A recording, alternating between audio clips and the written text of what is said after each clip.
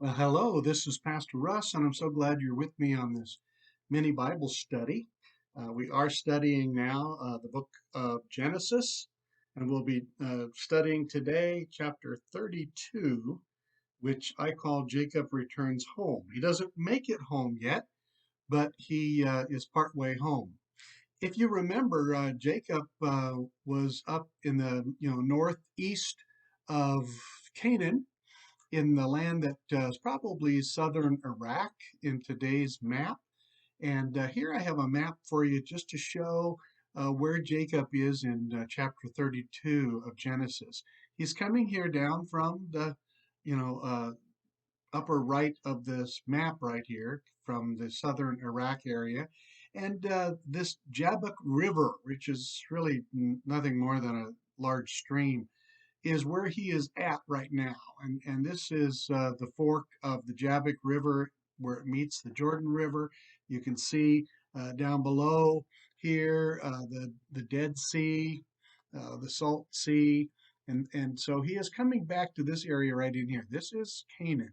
This is his homeland that he wants to get to. But he is right here and he's about to, there's two things that happen in chapter 32. One is that he meets, or at least he's preparing to meet his brother Esau. Remember, they didn't leave on too good of terms. Esau had stolen his birthright from him and also got the blessing from his father Isaac instead of the father giving it to Esau. And secondly, we read in this chapter the story of Jacob wrestling with someone. We'll talk about that in just a little bit here. So at this point, I want to welcome you. This is Pastor Russ, and we're going to read chapter 32, and then we'll talk about it a little bit. So if you open up your Bibles to Genesis chapter 32. Jacob also went on his way, and the angels of God met him. When Jacob saw them, he said, "This is the camp of God." So he named that place Mahanaim. Jacob sent messengers ahead of him to his brother Esau in the land of Seir, the country of Edom. And that's that country just north of the Dead Sea we looked at. He instructed them, "This is what you are to say to my master Esau. Your servant Jacob says, I have been staying with Laban, and I have remained there till now." Now, you'd think that Esau would probably know this information, but Jacob didn't know that, and he wanted to make sure that his messengers were uniform, were consistent in the message they told Esau. Continuing on, verse 5. I have cattle and donkeys, sheep and goats, men servants and maidservants. Now I am sending this message to my Lord that I may find favor in your eyes. Jacob was scared about meeting Esau, nervous at least. Continuing on, when the messengers returned to Jacob, they said, "We went to your brother Esau, and now he is coming to meet you, and 400 men are with him." In great fear and distress, Jacob divided the people who were with him into two groups, and the flocks and the herds and the camels as well. He thought, if Esau comes and attacks one group, the group that is left may escape. Then Jacob prayed, and by the way, this is the first known recorded prayer in the Bible. And it's an excellent example of a prayer, but it also is an example of how Jacob is trying to still manipulate things. The name Jacob means heel grabber. That means, he's trying to hold on to things and manipulate things. So, verse 9, then Jacob prayed, O God of my father Abraham, God of my father Isaac, O Lord, who said to me, Go back to your country and your relatives, and I will make you prosper. I am unworthy of all the kindness and faithfulness you have shown your servant. I had only my staff when I crossed this Jordan, but now I have become two groups.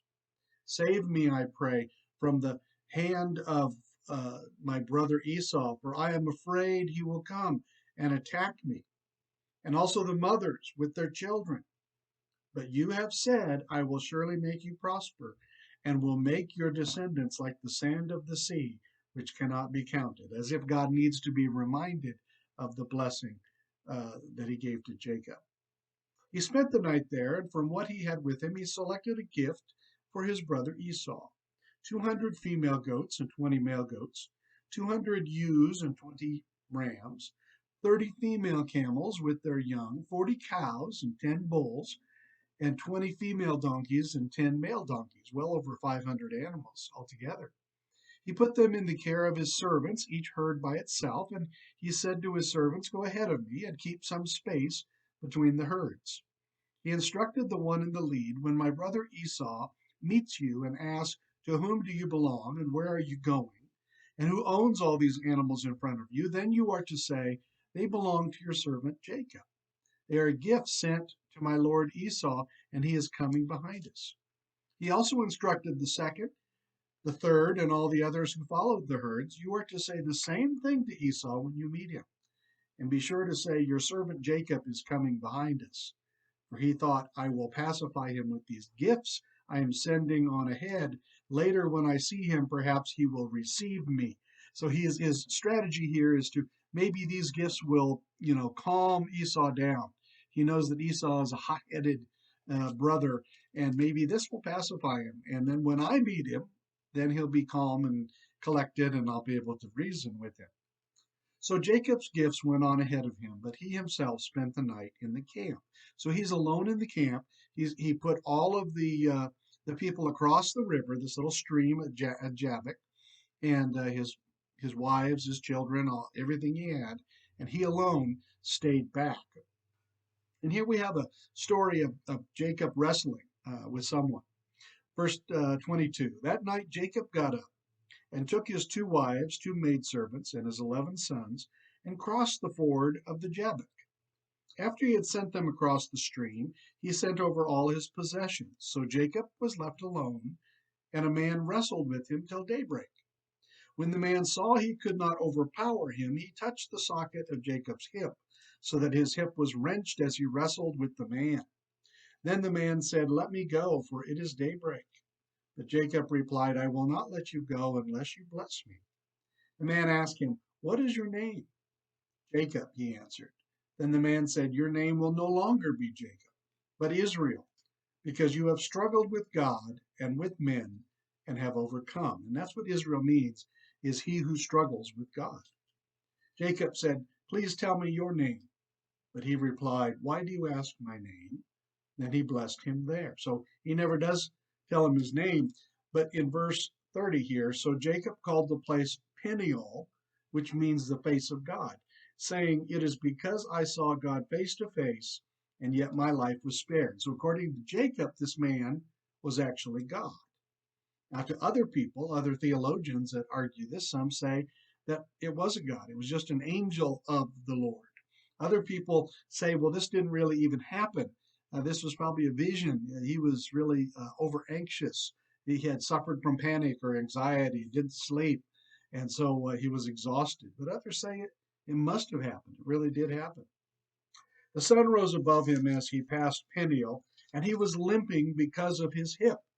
Therefore, to this day, the Israelites do not eat the tendon attached to the socket of the hip, because the socket of Jacob's hip was touched near the tendon. And so ends chapter 32. And to this day, the Jews do not eat that part of the anatomy, not because it was declared a law by Moses, but because it was a tradition in honor of this story right here.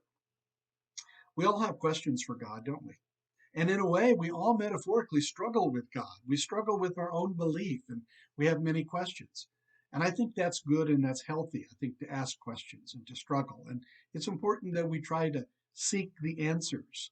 And so now Jacob, who has now become Israel, is now set to return to meet his brother Esau. We're going to see in the next chapter what happens when they meet. It's an exciting, suspenseful time in this story. And then what we're really going to see now is the growth of Israel. That's going to go through his 12 sons. And then we're going to eventually here, it's going to divert the story into one of his 12 sons, Joseph, and that will continue through the end of Genesis. Well, I'm so glad that you came with me today to join with me, and I really want to encourage you that if you want to, just check out my website. You can go there. Here's the website, pastorruss.net. I've got lots of great things there, blogs and new podcasts and new videos. All my videos are there. So this is Pastor Russ saying so long, and I'll see you again soon. Bye bye.